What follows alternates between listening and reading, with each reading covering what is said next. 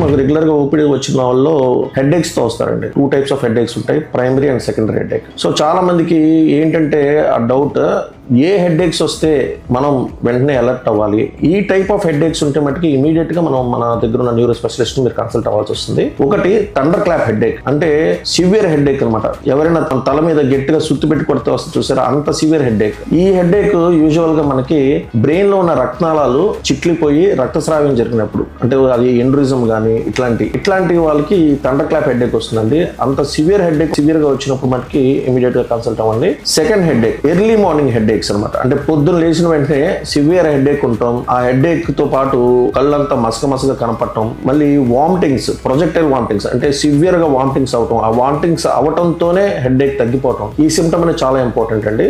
ఈ సిమ్టమ్ ఉన్న వాళ్ళకి సెకండరీ హెడ్ ఏక్స్, అంటే బ్రెయిన్ లో ట్యూమర్ ఉండటం వల్ల బ్రెయిన్ స్పేస్ ఆక్యుపైయింగ్ లెషన్స్, అంటే ఏదైనా పెద్ద గడ్డ లాంటివి ఉండి బ్రెయిన్ ని బాగా కంప్రెస్ చేస్తున్నప్పుడు ఇట్లాంటి సిమ్టమ్స్ ఉంటాయి అనమాట. ఇట్లాంటి సిమ్టమ్ ఉన్నా కూడా మీరు ఇమీడియట్ గా మీరు మీ దగ్గర న్యూరో స్పెషలిస్ట్ కన్సల్ట్ అవ్వాల్సి వస్తుంది. థర్డ్ వన్, మనకి హెడ్ ఏక్ తో పాటు ఒక వస్తువు 2 వస్తువుల కింద కనపడటము, హెడ్ ఏక్ అనేది కంటిన్యూస్ గా సివియర్ గా ఉండటము, వామిటింగ్స్ రావటము, ఇట్లాంటివి ఉన్నప్పుడు యూజువల్ గా ఏంటంటే మనకి బ్రెయిన్ లో ఇన్ఫెక్షన్ ఉన్నప్పుడు, మెనింజైటిస్ ఇట్లాగా. సో ఇలా మెనింజైటిస్ వచ్చినప్పుడు మన కంటి చూపుకి సంబంధించిన నరం కూడా అది ఎఫెక్ట్ అయ్యి ఆప్టిక్ న్యూరైటిస్ ఇట్లాంటివి వచ్చినప్పుడు ఒక వస్తువు 2 వస్తువుల కింద కనపడటం ఇట్లాంటివి జరుగుతూ ఉంటాయి అనమాట.